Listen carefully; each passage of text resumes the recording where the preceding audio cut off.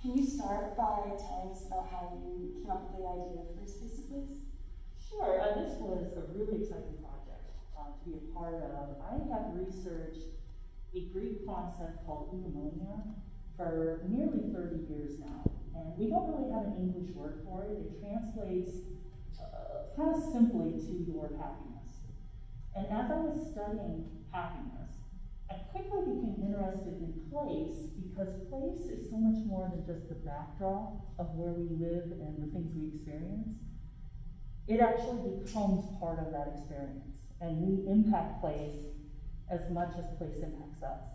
And so that's where I came up with the idea of traveling across the United States, all 50 states, and exploring how people have been very intentional and deliberate about converting just spaces into meaningful and unique places. And so the categories that emerged in the final exhibit weren't things I had in mind initially. It was after I had conducted over 100 interviews with different people across the country, I started to recognize that there were 4 basic categories that these places seem to fall within. You have natural places, things like the mountains and the rivers and lakes. You have creative places. You have repurposed places where they take an item that's outlived its original purpose and repurpose it into a dwelling or some other usage. And then finally, there were the protected places, like the sanctuaries and places we call home, that have special meaning for us. So that's kind of how the whole project started to develop and emerge, and then it took on a life of its own. That's so amazing. Yeah, I would have never thought that this would be Greek. That's so amazing. Yeah, it's really a Greek concept, and again, this eudaimonia is, if I translate it a little more accurately than happiness, it's living a full and flourishing life. So that's why the experience and how this place is so important.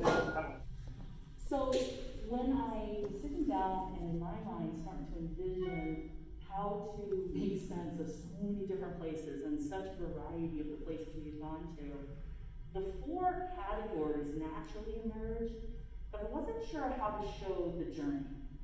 Because I really wanted to capture that this was a journey and there had to be a flow to the actual final exhibit. So I had actually shared with you all that I wanted this flow. How did you come up with the concept of capturing the flow in a very visible way so you can actually see the journey rather than just storytelling? Yeah, it was a lot of editing ideas. At first we were thinking of some sort of like dotted line, but then it took Cynthia and I's brain power to kind of brush that aside and say, like, what if the pictures were the dotted line, and what if the quotes were the connecting pieces? So that's kind of why in some places the quotes are like to the side and sometimes they're underneath, but that's just like kind of like overlapping the fact that like this is like a moving journey. And also the pictures underneath don't necessarily correlate to the top like themes. So having like the dotted like flowing journey shows that like they aren't connected, but they still are, in the sense that they're still like moving you through different parts of the United States. Well, and I love how you captured that, because we had this ongoing journey, which is captured with the smaller images, that continued because we were on a time frame. We had 5 months to hit these 50 states.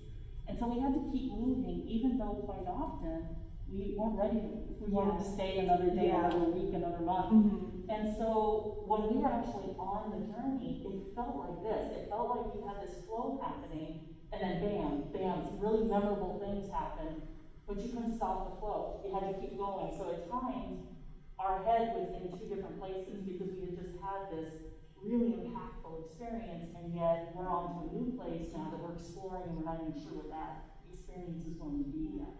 So I do think that was captured beautifully here by showing the flow, but juxtaposed with the categories and the larger images. And I think that carries really well when you're like viewing this, because there are these like big pictures of like things that don't really match the pictures underneath. And when we first started like installing this, we were a little bit confused of like how that would look to viewers. But then once we kind of sat in it for a while, it made more and more sense like as we moved through and as we kept installing. And I really like the way this turned out. I'm really proud of it. It really feels like you captured the road. Thank You you. have this sense of it's a road trip. Yeah. That you have the road happening underneath as the base. Yeah, I'm really proud of the way it turned out.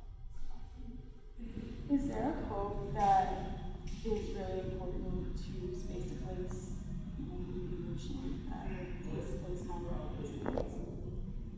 The quotes are extremely relevant and literally pulling together a lot of themes that we see interwoven throughout the exhibit. There's a lot we can learn from the great intellectual minds that came before us, and that's why I really like incorporating quotes in with the visual art. If I had to pick one though, it's Tim O'Brien's quote that a tree is a tree until it's used for a hanging. We went to the National Memorial for Peace and Justice, which was extremely impactful. This draws a kind of a spotlight on a dark part of our country's history, you know, where people were lynched just because of the color of their skin. And contrasting that with driving through, this one here is one of the redwoods from southern Oregon. They kind of span into northern California as well. But to look at the beauty and the majestic, just natural quality of the tree, and then juxtapose it with how that meaning changes with our personal memories because of how people interact with nature. That I would say was the most impactful, and why that quote really resonated with me as we were going through this journey. Do you want to walk us through all these pieces from the Navajo Nation? Sure, this is from the Navajo Nation, and this is actually a number of different artists that are making these various pieces. As we drove across the Navajo Nation, and again it spans parts of Utah as well as Arizona, so it's a huge reservation. We stayed in two hogans. A male hogan, there's actually a difference between a male and a female hogan. The male hogan was usually used for like rituals, and we stayed in Cameron, Arizona, which is kind of one corner or point of the Navajo Nation. And then we traveled quite a distance before we stayed at the Mother Hogan, which is a much larger round structure where they raise their families traditionally. And they have a lot of meaning. It's a very sacred place for them. So as we were traveling between these two hogans, there were a lot of just roadside stands, like what you would expect in any sort of community. And many of the jewelry makers, they were entire families that were involved in the family business.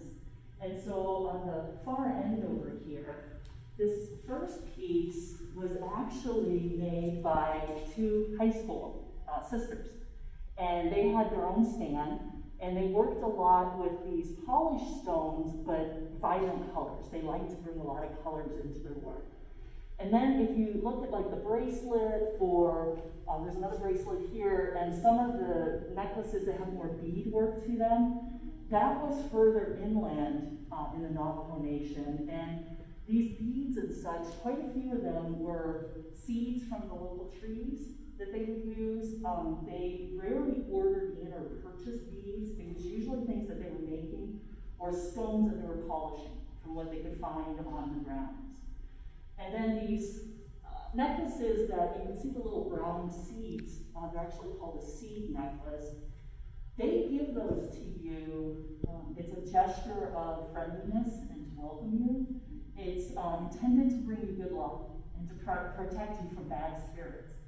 And so each of the places that we stayed, they gave us one of these necklaces, and also different places along the way when we would stop and eat somewhere, or we would stop and shop. Quite often when we would go to leave, they would hand us either a seed necklace or a seed bracelet. And it was really this gesture of friendship that you came as a stranger, but now you're a friend. And so they wanted to protect you. In the center is a piece of pottery, and I particularly like this one because of the dream catcher that's built right into it. Again, intending to let all the good dreams pass through and then protect or keep out any bad dreams or nightmares. But you can see in the clay work, they actually, again, do a lot of carving directly into the clay before they put any sort of bisque or coating onto it. And the colors, you can usually tell which part of the Navajo Nation that pottery was made based upon the colors they use, as well as the depth of this red clay. Almost the entire Navajo Nation is covered in this red sand. It's like a red clay-based sand. And that's what they're using here to make their pottery. But anytime you buy pottery from the Navajo Nation, you should always check and see if it's signed. Because if there's not a signature on the bottom, it's probably mass-produced. But if there's a signature on the bottom, then somebody made that, and it's tied usually to their family business. So we always look for signed pieces to make sure we can support the local families. So can you share with us, like, what went through your mind in planning how to turn this display into an actual exhibit space, an actual display?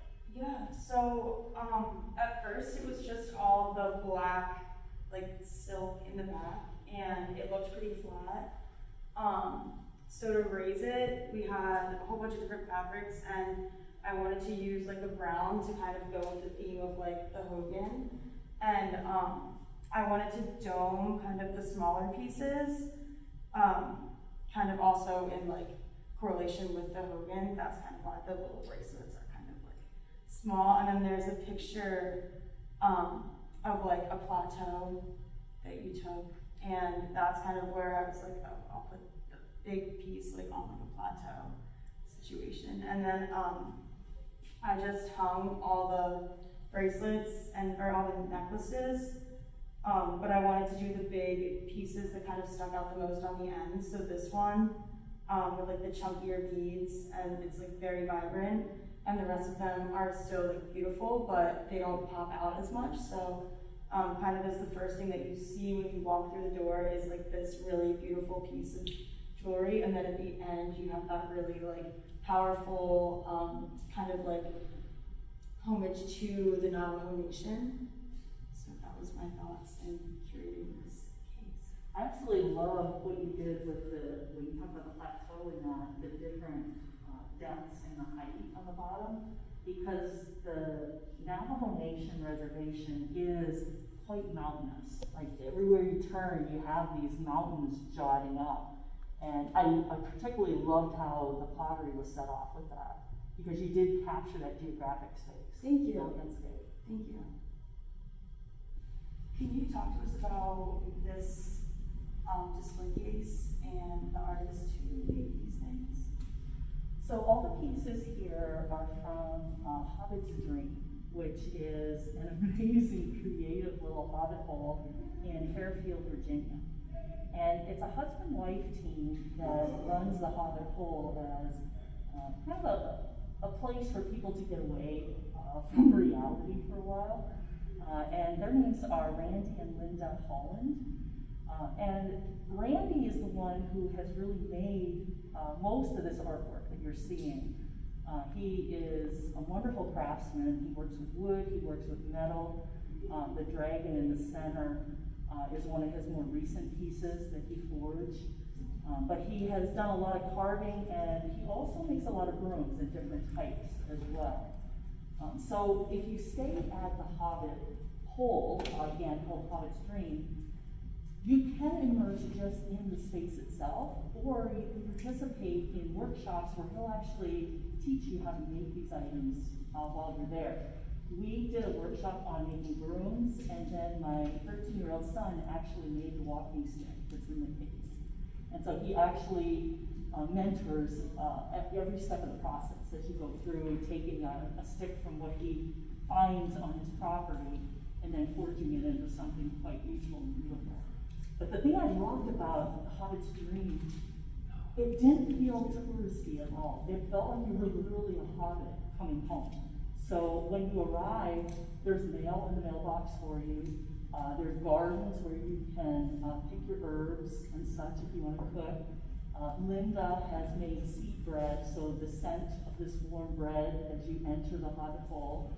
And everything imaginable that you would need just in everyday life, but in hobbit size, is available. They had a full buffleberry that you could take out onto the lake if you wanted to enjoy an evening meal on the lake. But it was really a fully immersed experience. So for anybody that is a Tolkien fan and loves Lord of the Rings and such, they need to check out Hobbit Stream because he has not missed a single detail in putting this place together. That's amazing.